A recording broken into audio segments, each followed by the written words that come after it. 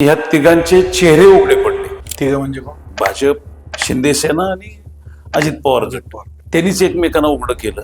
किळसवानं प्रदर्शन, सत्ता पैसा राबवणूक त्याचं झालं आणि त्याविरुद्ध लोकांनी शिवसेना म्हणजे उद्धव बाळासाहेब ठाकरे गटाचा तांत्रिक भाषेत बोलायचं आणि राहुल गांधींची काँग्रेस, त्याबरोबर वंचित मुस्लिम समाजाचं खरं नसलं किंवा वैचारिक नसलं तरी प्रतिनिधित्व करणारी MIM, मुस्लिम लीग किंवा इस्लाम पार्टी यांची अस्तित्व ठळकपणे जाणवली. लोक त्यांच्या पाठीशी उभे राहिले. मुंबईत तर मी तर म्हणेन तो विजयच आहे.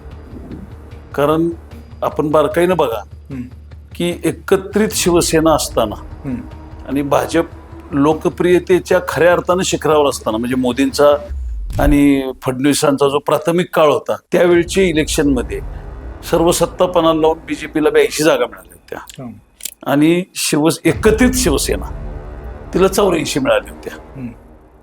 आज त्या शिवसेनेतले 65 नगरसेवक निघून गेले, 10 आमदार गेले, खासदार गेले, नेते गेले, खुर्दा गेली, चिल्लर गेली, म्हणजे किती मोहरे गळाले हे बघायचे हे नाही.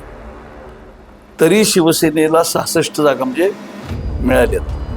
पाटील पाटील घेऊन आला पाटील की. Presented by Bakey's Bakery.